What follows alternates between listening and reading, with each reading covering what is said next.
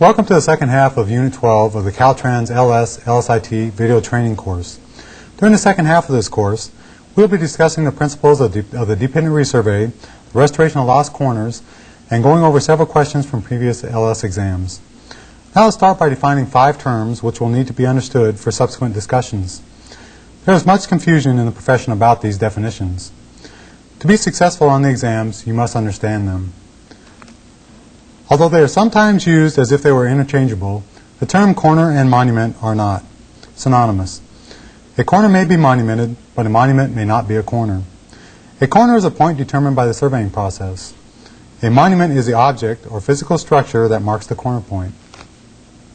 The corners of the PLSS are those points that determine the boundaries of the various subdivisions represented on the plats. Examples are the township corner, the section corner, the 1/4 section corner, and the subdivision of section corner. PLSS corners may or may not be monumented. Monuments of the PLSS have included marked trees, marked stones, marked wooden stakes, and metal post monuments in use today. Accessories such as bearing trees are aids in identifying the corner position. In their broadest significance, the accessories are a part of the corner monument. Recovered original monuments are corners of the PLSS. Monuments subsequently set during resurveys or subdivision of section surveys may or may not be PLSS corners. Subsequently set monuments whose positions were established using proper procedures and where the original evidence was not overlooked are corners of the PLSS.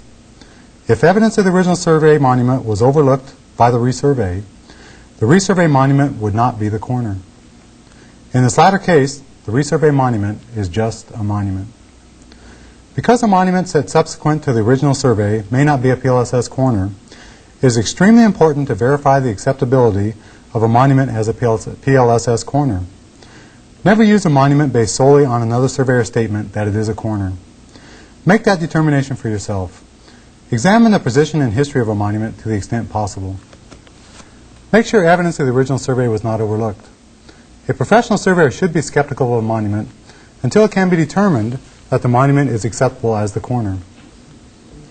An existing corner is one whose position can be identified by verifying the evidence of the monument or its accessories, by reference to the description that is contained in the field notes, or where the point can be located by an acceptable supplemental survey record, some physical evidence, or testimony. An obliterated corner is one where no traces of the monument or its accessories remain, but whose location has been perpetuated or may be recovered beyond reasonable doubt by the acts and testimony of interested landowners, competent surveyors, or other qualified local authorities, or witnesses, or by some acceptable record evidence. A lost corner is a point of survey whose position cannot be determined beyond reasonable doubt, either from traces of the original marks or from acceptable evidence or testimony that bears upon the original position, and whose location can be restored only by reference to one or more interdependent corners. The terms just defined are commonly used in relation to the PLSS. When a corner, monument, existing corner, obliterated corner, or lost corner is referred to, you should immediately know what is meant by the term. Now let's discuss resurveys. The subject of resurveys is found in Chapter 6 of the 1973 manual. For the LS exam, sections 1 through 32 of this chapter should be studied. The discussion on resurveys which I'm going to present is based on this chapter of the manual. There are 2 types of resurveys, the dependent and the independent. An independent resurvey is a new survey which supersedes the prior official survey insofar as the remaining public lands are concerned. Patented lands are not affected as to location. The authority to make independent resurveys of the federal lands rests only with the Bureau of Land Management. Since an independent resurvey is solely the function of the BLM, I will not discuss it now. You should know that independent resurveys exist and look for them when you are researching a project. A dependent resurvey is defined in the 1973 manual at section 6-4. The section states that a dependent resurvey is a retracement and reestablishment of the lines of the original survey in their true original positions according to the best available evidence of the position of the original corner. As a professional licensed land surveyor, any job you do involving the PLSS will invariably involve dependently resurveying section or township lines. For this reason, it is very important to understand what a dependent resurvey is and what it is not. A dependent resurvey is first a retracement to identify original corners and other acceptable points of control. Second, it restores lost corners by proportionate measurement in accordance with the record of the original survey. The purpose of a dependent resurvey is not to correct the original survey by determining where a new or exact running of the line would locate a particular corner. It is instead used to determine where the corner was established by the original survey. A properly executed dependent resurvey protects existing rights acquired under the original survey in the matter of location on the Earth's surface. An important point to remember is that the boundaries of sections based on an original survey are identical to the boundaries of the same sections based on a properly executed dependent resurvey. The guidance given by the courts in retracing lines of previous surveys is to follow in the footsteps of the original surveyor. To be able to follow in the footsteps requires knowledge of the procedures and instruments which the original surveyor used to make the surveys. As I mentioned in the first portion of this course, some of this knowledge can be gained from the manual in force as of the date of the survey. The courts have attached major importance to evidence relating to the position of the original corner. The location of the original corners are given much more weight than the record bearings and distances of the lines. Existing original corners are fixed in position and are unchangeable. As a part of the retracement, an exhaustive search must be made for all existent evidence of the PLS monuments and their accessories. The evidence recovered can be expected to range from that which is inconclusive to that which is unquestionable. The need for corroborative evidence is therefore in direct proportion to the uncertainty of the evidence. The evidence should agree with the record field notes of the survey, with allowance for natural changes. Topographic calls made by the original surveyor should be located during the retracement. Topographic calls are often very useful in locating original corners. They also may help prove or disprove questionable corner evidence. For a subject to only one interpretation, topographic calls may fix the position of a missing corner beyond a reasonable doubt. To fix the position of a missing corner, the topographic call should have only one reasonable interpretation. It should result in a definite locus within a small area, and it should not be contradicted by other topographic calls or by evidence of a higher class. Even questionable evidence of the original corner or its accessories, substantiated by topographic calls, provides a much more defendable corner position than from topographic calls alone. Where questionable topographic calls are the only indication of a corner position, it is ordinarily better to establish the position by proportionate measurement. After retracing the lines of an original survey and identifying existent original controlling corners, lost corners are then reestablished. The restoration of lost or obliterated corners is discussed in Chapter 5 of the 1973 manual. For the LS exam, it is important that this chapter be studied. Again, my discussion on the subject of restoration of lost corners is based on this chapter in the 1973 manual. On the topic of reestablishing lost corners, I also highly recommend this informative pamphlet of 40 pages. It's titled Restoration of Lost or Obliterated Corners and Subdivision of Sections, a Guide for Surveyors. It's issued by the BLM as a supplement to the Manual of Surveying Instructions. I recommend that it be included in your LS exam library. The pamphlet discusses the fundamental practices of the two subjects mentioned in the title from the viewpoint of the BLM. The pamphlet can be obtained from the U.S. Government Printing Office, whose address is listed in the workbook. For the LS exam, and for the professional practicing surveyor involved in resurveys of the PLSS, it is important to know how the restoration procedures are computed. Even more important, though, the professional surveyor must know when the use of a certain restoration procedure is appropriate. For an analogy of the situation, let's look at the medical profession. A doctor is highly educated to know what medicines are available and how they work. More importantly, though, the doctor must know when a particular medicine's use is necessary and warranted. Again, I want to stress that you should not only learn how to do the calculations for a restoration procedure, but learn in what situations the restoration procedure is appropriate. The rules for the restoration of lost corners should not be applied until all original and collateral evidence has been developed. Where these means have been exhausted, the surveyor will turn to proportionate measurement. This method of reestablishment harmonizes surveying practice with legal and equitable considerations. Proportionate measurement is always employed to reestablish the position of a lost corner, unless outweighed by conclusive evidence of the original survey. A proportionate measurement is one that gives equal relative weight to all parts of the line. The excess or deficiency between two existent corners is distributed in proportion to the record measurements of the line. In reestablishing lost corners of the PLSS, consideration must be given to the precedence or importance of the lines. The type of proportionate measurement to be employed is dependent on the procedures used to establish the original survey. As I stressed in the first half of this video, it is extremely important to acquire and analyze the original survey records to determine how the original survey was established. In general, lost corners on standard parallels are given precedence in the order of reestablishment over lost corners on other township lines. Lost township corners are given precedence over section corners, and lost section corners are reestablished before lost 1/4 section corners. The record measurements to use in any proportioning are from the latest acceptable survey. For example, if the original survey of a township was made in 1875 and subsequent resurveys were made in 1917 and 1967, the measurements from the 1967 resurvey would ordinarily be used. The 1967 measurements are of a higher accuracy than the 1875 and 1917 measurements and are more likely to reestablish the lost corner in its true position. Record measurements to use in proportioning can be made up of a combination of surveys.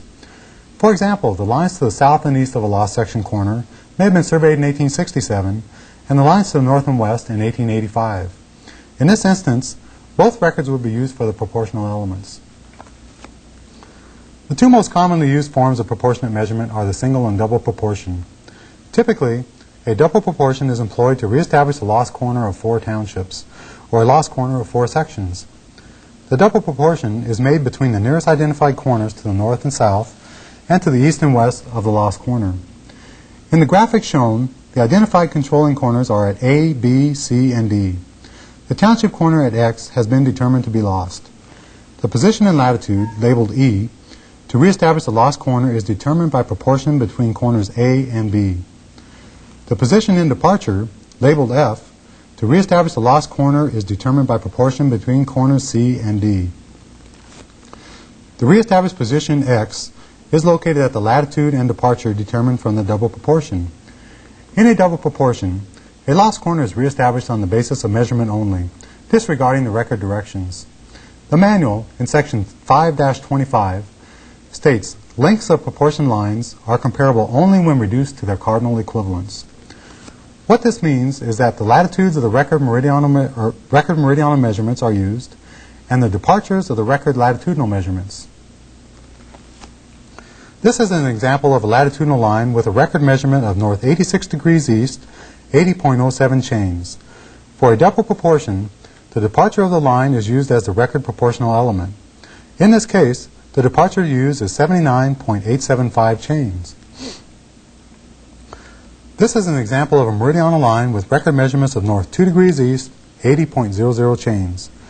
For a double proportion, the latitude of the line is used as the record proportional element. In this case, the departure to use is 79.951 chains. The lengths of the record lines are broken into latitudes and departures so that lines with bearings varying greatly from cardinal directions are not given excess proportional frontages. Where the record lines are all very close to cardinal directions, it may not make much difference whether you use the latitude or departure of the line. However, using the latitudes and departures is the technically correct procedure to use, and where other than cardinal bearings exist will make some difference. Also, if you don't use the latitudes and departures for the record lines on an LS exam question, you should lose points for an incorrect procedure. Let's look at an actual example of a double proportion and work through the numbers. The record measurements shown are from an 1880 survey. The diamonds are the existent controlling corners, with the circle being the lost section corner to be reestablished. The first step in our double proportion is to determine the latitudes of the record meridional lines and the departures of the record latitudinal lines. The latitudes and departures shown will be used to form the record proportional elements. The coordinates shown at each of the controlling corners are the coordinates from the current retracement of the lines. For a meridional line, a proportion is set up as shown. The partial record latitude is to the total record latitude as to the partial retracement, latitude L, is to the total retracement latitude. Using algebraic procedures, The formula can be manipulated to determine L directly. Similarly, the departure can be determined. The northing coordinate to restore the lost corner is determined as follows. The partial latitude L is first determined by dividing the partial record latitude of 40.00 chains by the total record latitude of 40 plus 40.195 chains, or 80.195 chains. The result is multiplied by the current retracement northing between the meridional controlling corners, which is 80.00 chains. This provides the latitude north of the southerly controlling corner to restore the lost corner. This latitude is then added to the northing coordinate of the southerly controlling corner, which is 0 in this case, to give the northing coordinate of the reestablished corner, which is 39.903. The easting coordinate to restore the lost corner is then determined in a similar manner, as shown. The calculated partial departure of 40.121 chains is added to the easting coordinate of the westerly controlling corner, in this case 0, to give the easting coordinate of the reestablished corner, which is 40.121. The coordinates to reestablish the lost section corner are 39.903 chains north and 40.121 chains east. In this case, these coordinates can then be inversed with the controlling corners to give the bearings of the reestablished lines. In a case where a controlling line extends beyond another lost section corner, the additional lost section corner would also have to be reestablished before you could inverse to get the bearing of the section line. As an example, say the nearest controlling corner to the east of the shown reestablished corner had been 2 miles or 2 section corners away instead of 1. The additional intermediate section corner would also have to be reestablished by double proportion before the bearing of the section line between them can be determined. A double proportion to determine 2 or more lost section corner positions is made using essentially the same techniques as discussed earlier. Essentially, a double proportion is 2 single proportions, one in the north-south direction to determine the latitude of the position to reestablish a corner, and another in an east-west direction to determine the departure of the position to reestablish a corner. Now let's look at an example of a single proportion. A single proportion is used to determine 1 or more positions on a line with one continuous record bearing. In this example, the diamonds show the controlling section corners, and the lost 1/4 section corner of sections 3 and 10 is shown as a circle. The record measurements are north 88 degrees east, 80.10 chains. The current retracement measurements are north 87 degrees east, 80.57 chains. In a single proportion, it is not necessary to break the record measurements into latitudes or departures. The record and measured distances between the controlling monuments are what's important, and they are directly comparable. The single proportion is set up similarly to that of the double proportion. The partial record distance of 40.05 chains is divided by the total record distance of 80.10 chains and multiplied by the total measured length of 80.57 chains. The result is 40.285 chains, which is the distance from the section corners to the reestablished position for the 1/4 section corner. Some township boundaries were not established on one continuous bearing. These are termed irregular exteriors. Shown as an example of such a situation, the south boundary of the township, along sections 34 and 35, was surveyed in 1863. The record bearing of the lines is west. A completion survey of the south boundary was made in 1879 using a random and true line. The record bearing of the south boundary of section 33 is north 88 degrees 14 minutes west. Lost corners along this township line would be reestablished using a modified form of single proportionate measurement. In order to restore 1 or more lost corners on such irregular exteriors, a retracement is made between the nearest acceptable corners to the east or west of the lost positions. The retracement determines the direction and length of the closing distance of the measurements of the retracement versus the measurements of the record. In a latitudinal line such as this, the position in easting is determined by using an ordinary single proportion of the record and retracement departures. The position in northing is determined using the differences in latitude of the record and retraced measurements. The difference in latitude is distributed to each line between controlling corners in proportion to the length of each course. On meridional irregular boundaries, the position in northing and easting to reestablish a lost corner would be determined in reverse of those for the latitudinal irregular boundaries. This modified single proportion is commonly called an irregular boundary adjustment. It is also applicable to a section line or a township line shown to be irregular by a previous retracement. This discussion on irregular boundaries is intended to make you aware that they exist. Hopefully, if an irregular boundary situation is encountered, you will be able to identify it and realize that a modified form of single proportion is required. I haven't used any numbers for a step-by-step irregular boundary problem solution. So to clear up any confusion which may exist, problem 4 in the workbook for this course involves an irregular boundary. The solution for the irregular boundary is worked out step by step.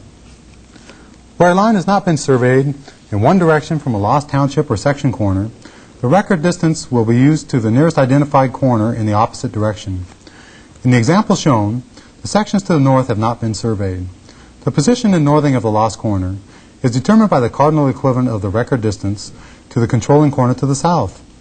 For instance, if the 1/4 section corner of sections 35 and 36 is the control to the south, and the record measurements are south 40.00 chains, then the lost corner will be reestablished at 40.00 chains in latitude north of the 1/4 section corner. The position in easting is determined by single proportioning the record departures between the nearest controlling corners to the east and west of the lost corner.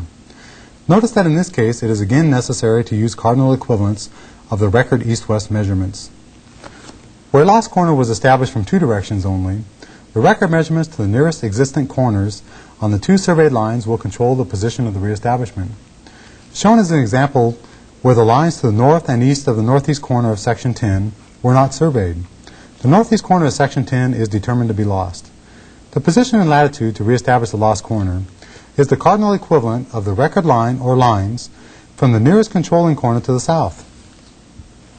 The position in easting to reestablish the lost corner is the cardinal equivalent from the nearest controlling corner to the west. Where a lost corner was established from one direction only, it should be restored at the record bearing and distance from the nearest controlling corner. In the example shown, the east 1/4 section corner of section 3 is lost. It was established at the terminus of the section line surveyed from the south.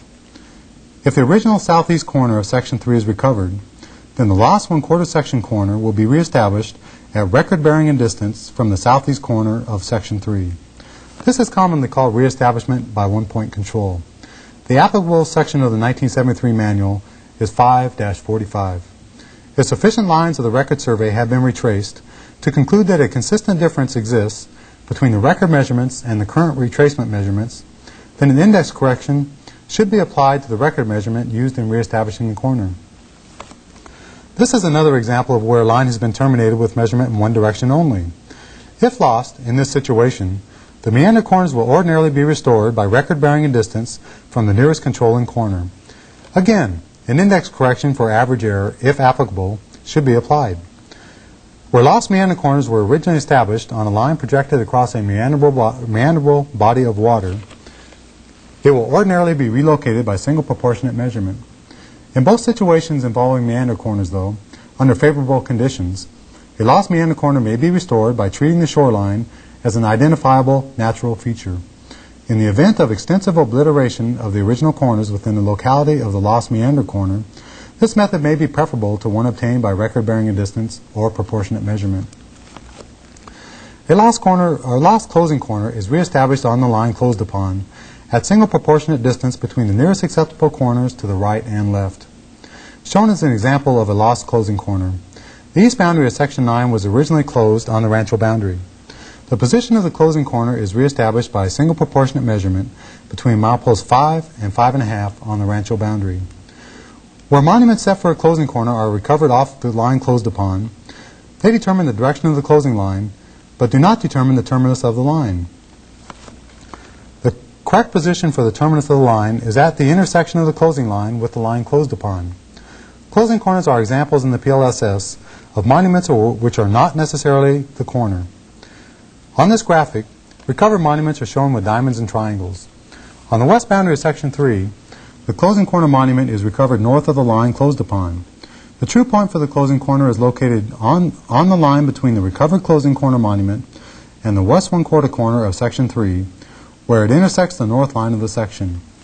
The north half of the westerly section line of section 3 terminates at the true point for the closing corner. On the east boundary of Section 3, the closing corner monument is recovered to the south of the line closed upon. The north half of the easterly section line of Section 3 actually extends from the east 1/4 corner of Section 3 through the recovered closing corner monument to its intersection with the north line of the section. The true point for the closing corner is at this position. Any new monuments for the closing corners will be placed at the point of intersection, at the true point of intersection. The recovered offline monument should then be marked AM for amended monument. When an offline original closing corner monument is recovered, the recovered original position is used in proportioning to reestablish the lost corners, or to proportion 16th section or lot corners on the closing section line. Let's look at an example of this. Shown is the original record of the north half of a typical closing section on a standard parallel. The parenthetical distances to establish the north 1/16th section corner are, from the 1/4 corner, 20 and 18 chains. A resurvey made to locate the position of the north 1/16th section corner reveals that the original closing corner monument is actually 37 chains north of the recovered 1/4 corner and 18 chains north of the standard parallel. The distance from the 1/4 corner to the north 1/16th corner is determined by proportioning between the recovered 1/4 corner and the recovered original closing corner monument. The partial parenthetical distance of 20.00 chains is divided by the total of the parenthetical distances, which is 38.00 chains, and the result multiplied by the retracement distance between recovered monuments of 37 chains. The proportionate distance from the 1/4 corner to place the north 1/16th corner, then, is 19.474 chains. This would place it north of the standard parallel, as shown by the retracement distance to the standard parallel of 19.00 chains. This resurvey reveals that lots 1 and 4, shown in the preceding graphic, and the north 1/16th do not exist. The section line actually terminates at the standard parallel.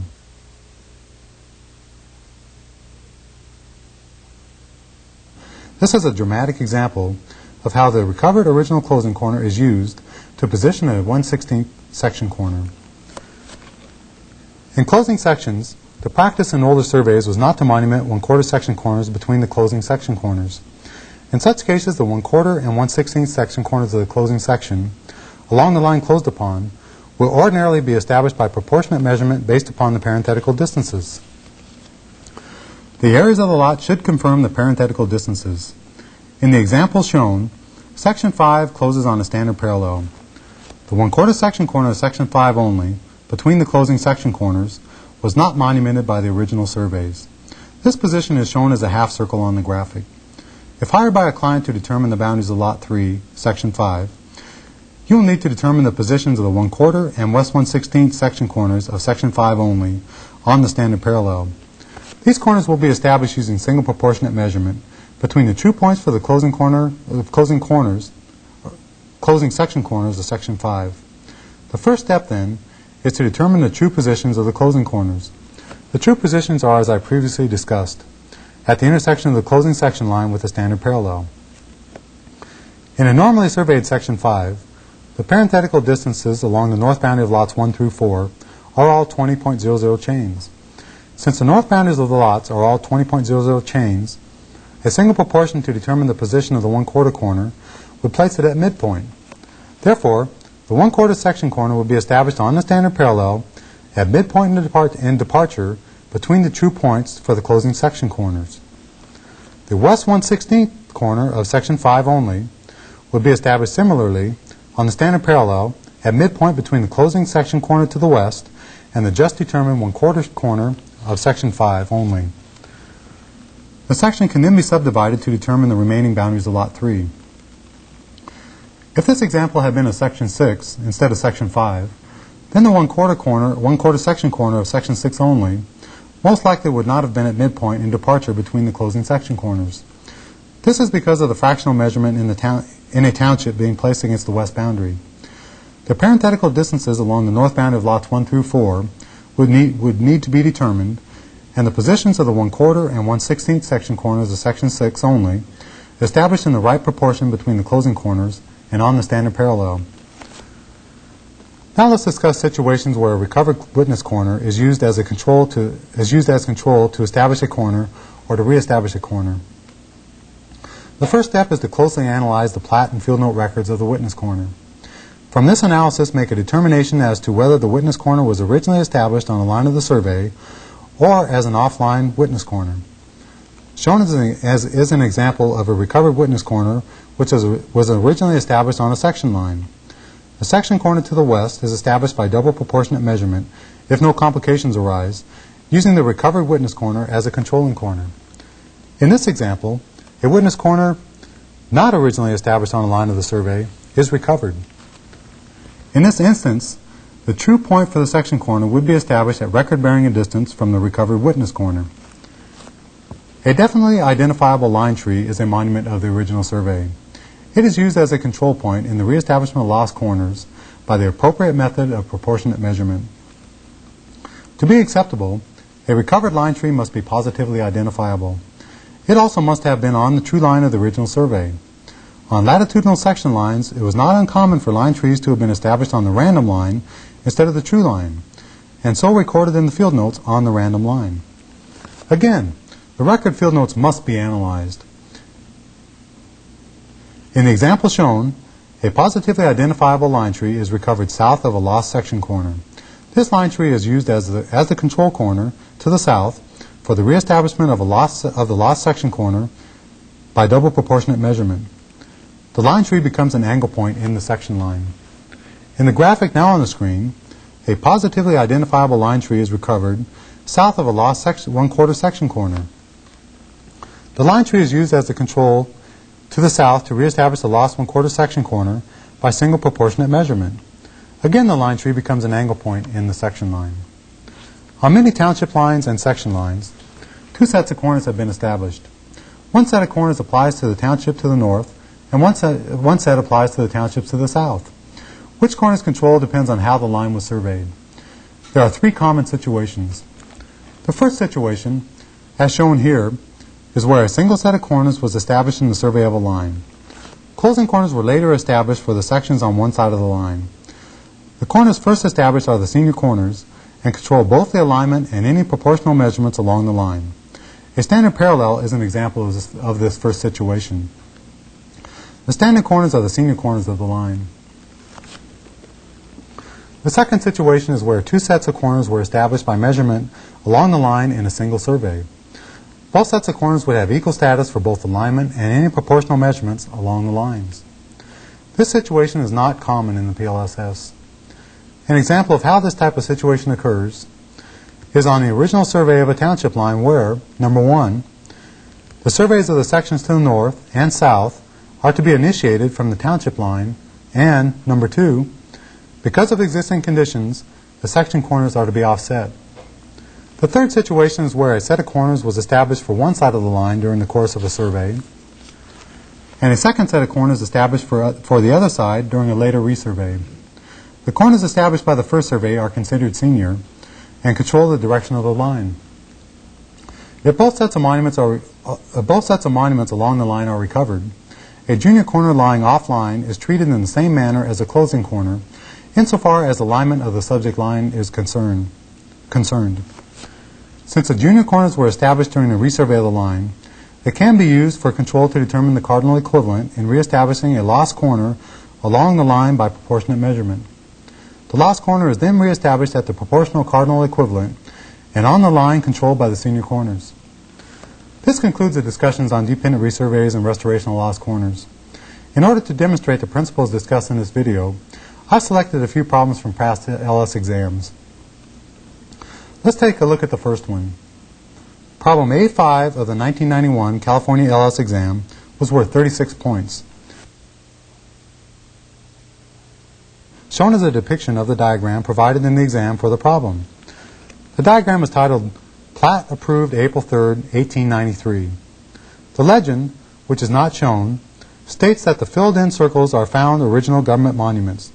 The X's are positions which were searched for but not found. The legend further states that all distances and bearings shown are record. The problem statement says, you have been commissioned to survey fractional section 8, township 4 south, range 6 west, as shown on the official plat, which was approved on April 3, 1893. Your client has requested that all corners be monumented. The first problem requirement is to identify the method and the positions and/or monuments you would hold for control to establish 6 listed corners. The first corner listed to be determined is the southwesterly section corner. The first thing to look for in determining the correct procedure to use is whether all 4 section lines into the corner have been surveyed. In this case, they have.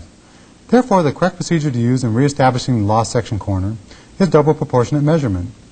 The controlling corners to use for the double proportion are the 1/4 corners to the north, east, south, and west of the lost southwesterly corner of section 8. These corners are the nearest recovered corners in all 4 directions from the lost position.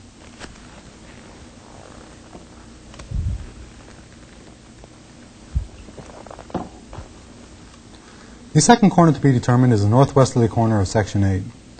From the plat you can see that section 8 is made fractional because it closes on a senior rancho boundary line.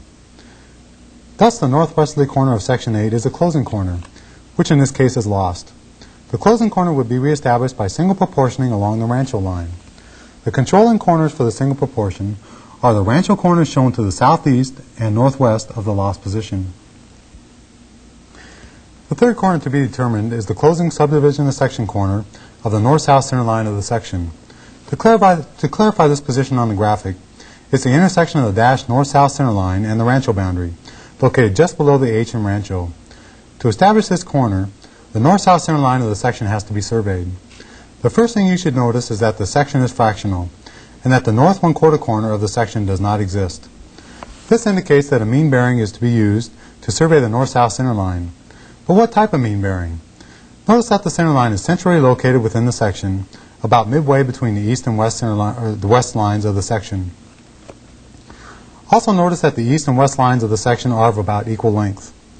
As we discussed earlier in the video, an arithmetic mean bearing is the appropriate type to use. The mean bearing of the north-south center line would then be surveyed from the south 1/4 corner to intersection with the rancho boundary. The intersection point is the closing subdivision of section corner. The fourth corner to be determined is the northeast corner of the section. Since the section is fractional along the north boundary, this corner is a closing corner. As shown in the graphic, the original closing corner monument was recovered north of the rancho line. The intersection of the rancho boundary and the line between the southeast section corner and the recovered closing corner is the true point for the closing corner. The fifth corner to be determined is the east 1/4 corner of section 8. This position is shown to be lost. The east 1/4 corner is reestablished by single proportioning between the southeast section corner and the recovered original closing corner monument. Remember, recovered original closing corners are used for proportioning along the closing section line. The sixth and last corner the problem asked you to determine is the center 1/4 section corner of section 8. This position is at the intersection of the north-south and east-west center lines. The east-west center line is a straight line between the east and west 1/4 corners of the section. The north-south center line is run from the south 1/4 corner northerly on the arithmetic mean bearing of the east and west lines of the section. The second problem requirement is to cite the governing reference that verifies the method of establishing the corners. The site is either the Manual of Surveying Instructions or the Manual Supplement, the Restoration of Lost and Obliterated Corners and Subdivision of Sections pamphlet. The third and final problem requirement is to calculate the coordinates for the southwesterly corner of section 8 and show all work. A double proportion is the procedure to use here, as determined in the first problem requirement. The controlling corners for the double proportion are the 1/4 corners to the north, east, south, and west. The coordinates shown on these points are the current retracement coordinates. The first step in the double proportion process is to break down the record bearings and distances into their appropriate cardinal equivalents. The record bearings of the lines to the east, south, and west are cardinal, so the actual distance is the departure of those lines. The line to the north is on a bearing of north 0 degrees, 01 minutes west, however.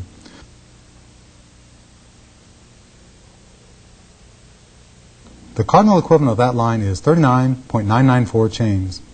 The cardinal equivalent of 39.994 is to be used in the north-south portion of the double proportion instead of the distance of 40 chains. Let's step to the determination of the eastern coordinate of the southwest corner. One way to determine the eastern coordinate is as follows. First, take the partial departure of the westerly line, which is 40 chains, and divide it by the total departure of the latitudinal line, which is 80 chains. The result is 1/2, which is the record east-west proportional factor. The difference in retracement eastings of the controlling latitudinal corners, which is 7,669.76 feet minus 2,360.00 feet equals 5,309.76 feet, is then multiplied by the record proportional factor. This yields a result of 2,654.88 feet of proportional departure, which in this case is then added to the easting of the westerly 1/4 corner. The result is an easting coordinate of 5,014.88 feet for the southwest corner. As you probably noticed, it's okay to use chains for figuring the record proportional factor and feet for measured distances.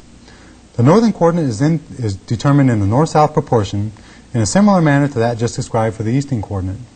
Remember to use the cardinal equivalent of 39.994 chains for the line to the north, though, instead of the 40 chain distance. Now let's discuss another problem. Problem A1 from the 1990 California LS exam was worth 27 points. Shown as a portion of an 1860 plat. The distances are in chains, and the basis of bearing is a solar observation.